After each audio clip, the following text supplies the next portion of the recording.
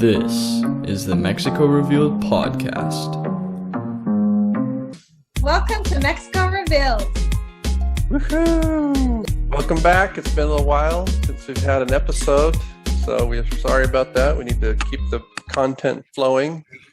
Been quite busy, but we're back. Mexico is still open. There's no COVID restrictions at all to go to Mexico. You still have to get a test to come back to the U.S., but that's it. I was just down in Mexico 2 weeks ago in Mexico City. The jacaranda trees were blooming in Mexico City. It was warm and sunny. It's really the best time to visit Mexico is like March before the rainy season because it's kind of like summertime. Remember that? And the jacaranda trees are blooming. It's very nice. But so yeah, Mexico's doing well. So today we are going to discuss a topic that Melissa has prepared or going to throw out there for us. So let's turn over to you, Melissa. What's the topic for today? Yeah, we don't know what it is. So. This is the mystery topic. So we're just shooting from the cuff here. Well, this should be interesting. So we've kind of gone over it surface level in some of our past episodes, but today we're going to be talking about the best museums to visit in Mexico City, and we're each going to pick one and then talk about it.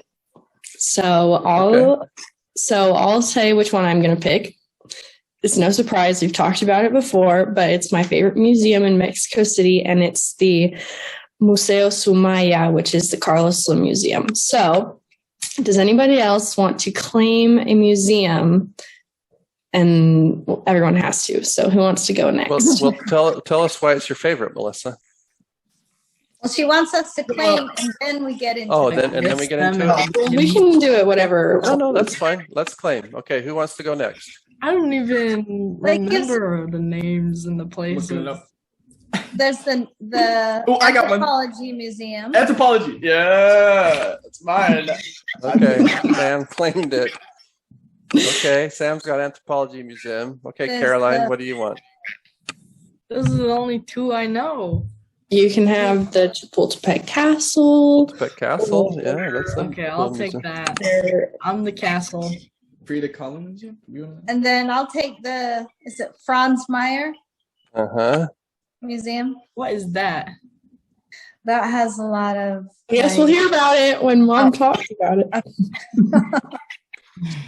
And I'll take, there's just so many museums, but I'll take one of the sort of obscure, interesting ones that you guys probably don't remember as much from when we went there, but that's the Trotsky House in Coyoacan, because I can kind of talk about that. I think that's very interesting, and it's an interesting place to visit. A lot of people like the Frida Kahlo Museum. I mean, Frida Kahlo is super famous, right? So you can visit her. There's a Frida Kahlo Museum, and then there's a Frida Kahlo House. So that's a very popular, famous one. There's tons of museums in Mexico City, but I will choose the Trotsky House. Okay. Go first. Okay, so who's going first? Me. Okay, Caroline. I'm very passionate about the Chipotle Castle. Okay. Yeah. So let me paint you a picture to our listeners. Mexico City, it's huge, but in the middle of it, kind of like Central Park in New York City, there's this huge park, all trees, super green. And in the middle of this park, there's this castle on this hill. Literally fairy tale kind of thing. And what you do is I guess if you can't really walk that well, you can get a ride up. But most people, you walk up this kind of cobblestone pathway up to these big iron gates with like embellished gold on them. You walk in and it's this big stone castle with like amazing views looking over. So you'll see like miles of trees, and then beyond the trees you'll see a city skyline. It's really cool. And in the museum you can see all of these artifacts of the kind of the rulers of Mexico when it was established by the Spanish. So, like a carriage, there's a huge gold carriage inside the museum, and like their clothes and what their rooms looked like, and it's really, really cool to walk around. And the paintings of all the dons, remember, from like the 1500s? Yeah, they have portraits of all the viceroys of New Spain from the very beginning of independence. I'd say the must-see in Mexico City. Or as they say in Spanish, virreyes. Virreyes. Like the neighborhood we lived in, remember? Virreyes? Yeah, de Virreyes. Drive on Virreyes Street. Yeah, and those streets were named after some of the viceroys. Do you remember the name of our street when we lived in the Virreyes area? Do you remember? Yes. What was it, Marianne? Felix Beringer. Felix Beringer. Who was a viceroy, right? Uh-huh, yep. That just clicked for me just now. Yeah, I didn't know that either. Whoa. Mind blown. All right, Caroline, let's go to the museum. Well, and then it has all the stuff from like the Porfirio years, right? Porfirio Diaz, who was like president of Mexico / dictator for many years. And he lived there.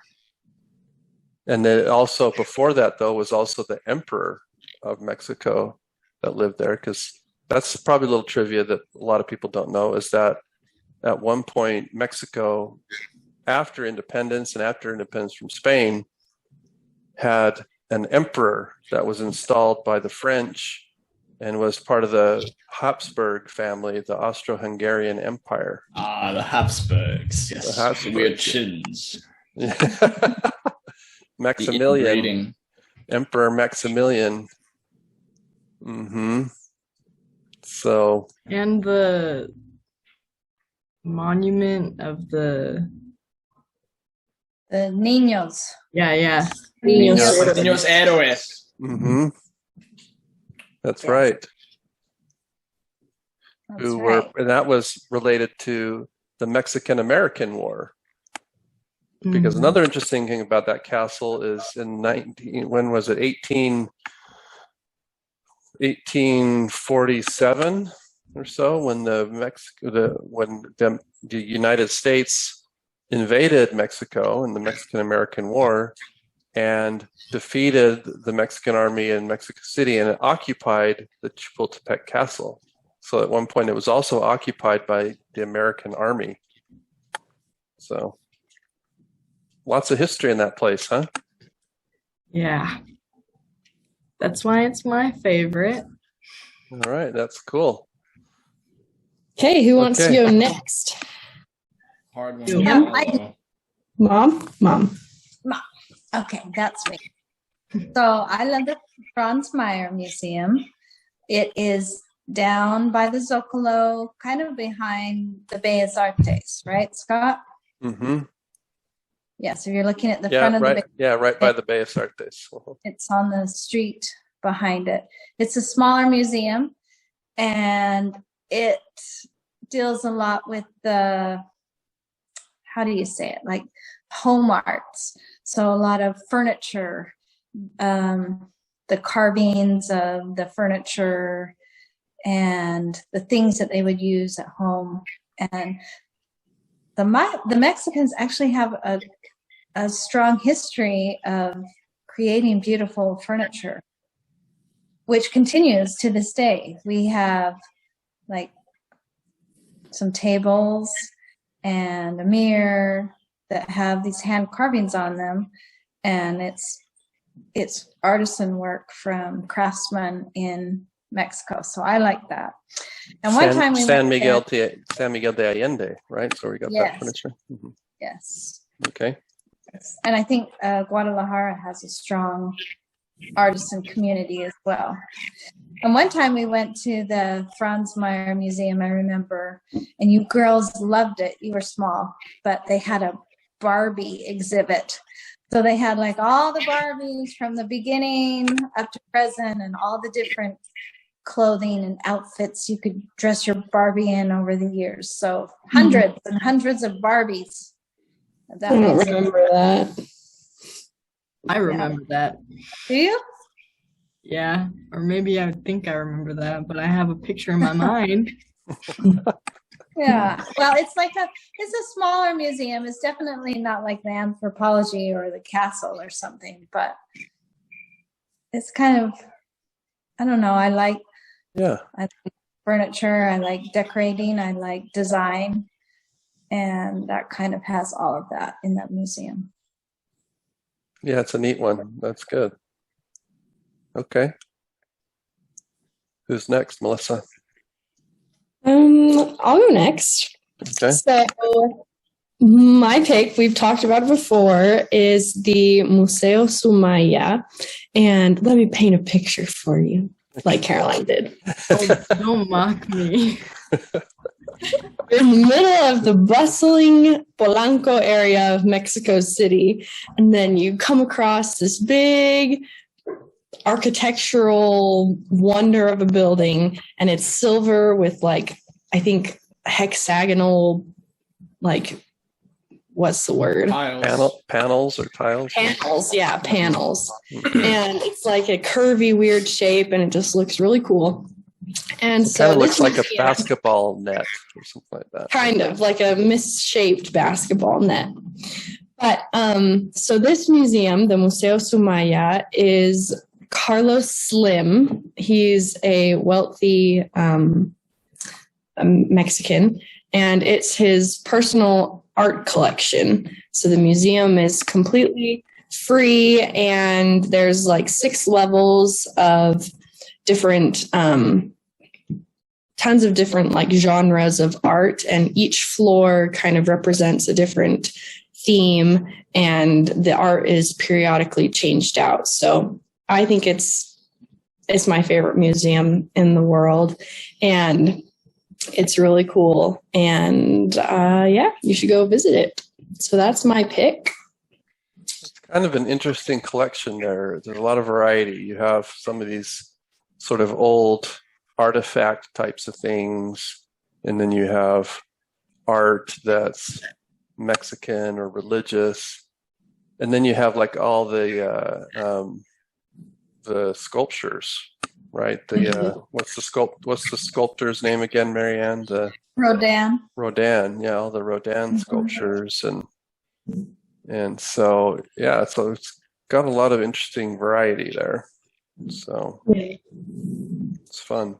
And you get your exercise because you walk up the ramp 5 levels. I mean, you could take the elevator, but it's more fun to do the ramp because then you can see stuff as you're walking up. You walk up 5 levels, then you walk down 5 levels. So it's a good little workout. Mm-hmm. Mm-hmm. Yeah. And you can see the architecture of the building on the ramps too. So it's cool. Yeah.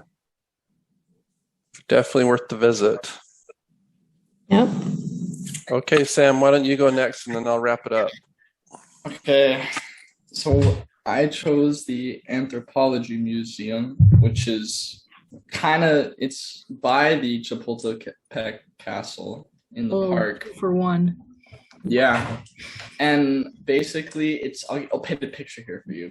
So you guys need to stop making fun of me. I didn't paint the picture.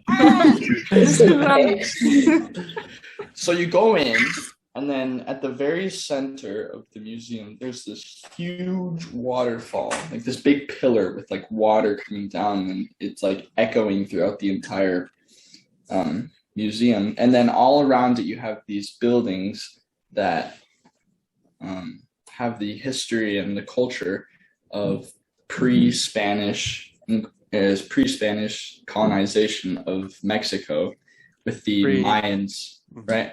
Pre-Columbian, they like to call it, right? Yeah, before Columbus. Mm-hmm. And it has all sorts of cool artifacts and murals and all sorts of like figurines and really cool stuff that I really like. And they also have like the calendar, which is really famous, and other things like that, which I think is pretty cool.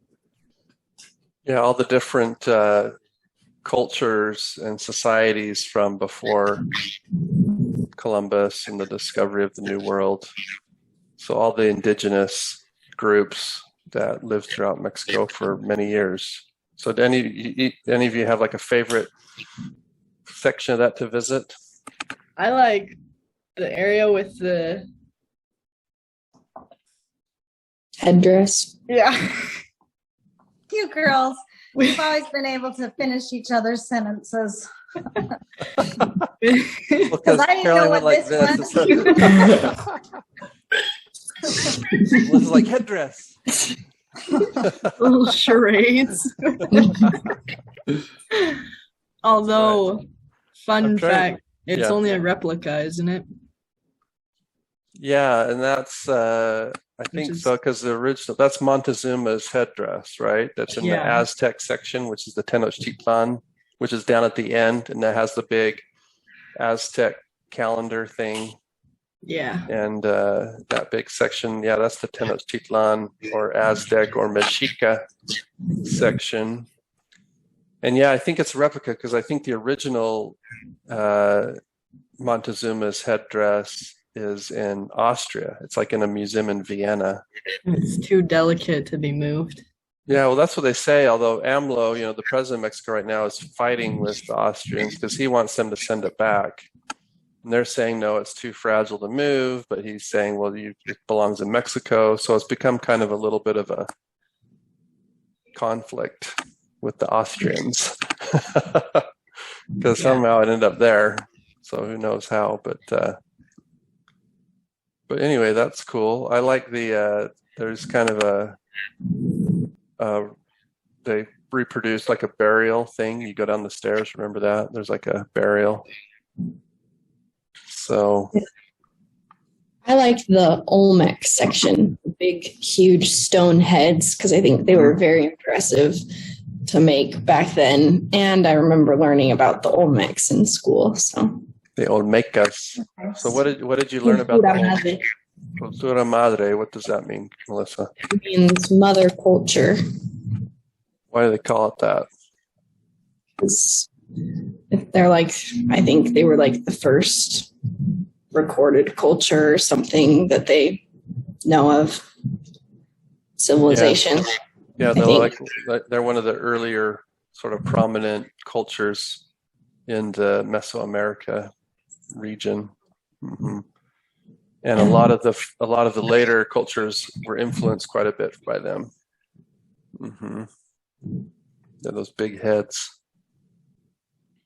Yeah. I like the section above the Aztecs, on the second level that shows like all the festivities and the Dia de los Muertos, and now they have like the pagoda in the middle of the towns where people go for their festivities. The Zócalo. Yeah. Like the town square. That one down in Mexico City by Ciudadela. There's a pagoda in the park down there, and every time we go down there, they're having dancing class on Saturday mornings. Little dance.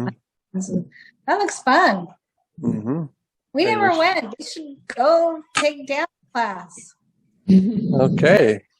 So we can dance like in the Ballet Folklorico? Well, you can get one of those big flowy dresses. I don't know if we'll get to that level, but try and do something. Nice. Well, that's probably the most famous museum in Mexico City, and probably if you're going to go to one museum, you should probably go to that one because it's just so big and famous, and Mexico is so known for all of these ancient cultures.